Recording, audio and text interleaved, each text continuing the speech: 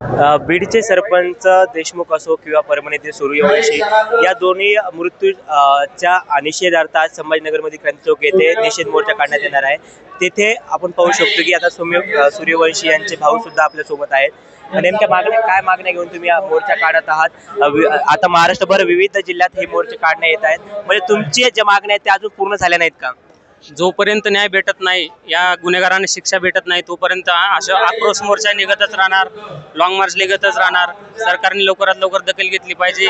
संतोष अण्णा देशमुख किंवा माझ्या भावाचे जे काही गुन्हेगार असतील त्यांना लवकरात लवकर शिक्षा झाली पाहिजे, ही आमची मागणी आहे। शासनातर्फे सांगण्यात येत आहे की आमची जी चौकशी आहे ती योग्य प्रकारे चालू आहे आणि नक्कीच जे काही आरोपी असतील त्यांना आम्ही पाठीमागे घालणार नाही, तर पुढे आणू। मला एक सांगा, आमच्याकडे सर्व पुरावे आहेत, साक्षीदार आहेत, मेडिकल रिपोर्ट्स आहेत, मग एवढा वेळ का लागतोय शासनाला त्यांना FIR करण्यासाठी, त्यांच्यावरती गुन्हे नोंद करण्यासाठी?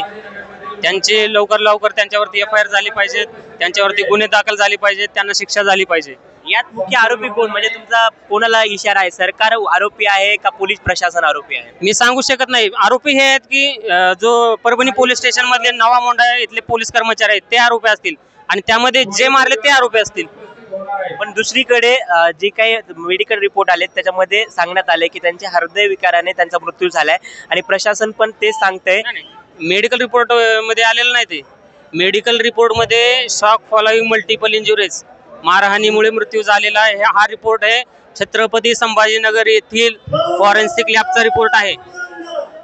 म्हणजे पोलिसांमुळे त्यांचा मृत्यू झाला असं तुमचं म्हणणं आहे? 101% पोलिसांनी त्याला मारले आणि पोलिसांनीच त्याची हत्या केलेली आहे।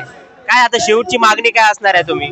शेवटची मागणी, या लोकांना लवकरात लवकर शिक्षा झाली पाहिजे, मनुष्य दोषाचा त्यांच्यावरती गुन्हा नोंद झाला पाहिजे 302 अंतर्गत, आणि त्यांना फाशी शिक्षा झाली पाहिजे। हे होते सोमनाथ सूर्यवंशी यांच्या भावाने। त्यांचं म्हणणं आहे की माझ्या भावाचा हा मृत्यू प्रशासन असो किंवा पोलीस खाते यांच्या मुळेच झालेला आहे, त्यांना नक्कीच त्या अपराध्यांना त्याची सजा व्हायला हवी। मी राम बुधवंत, नवराष्ट्र, छत्रपती संभाजीनगर।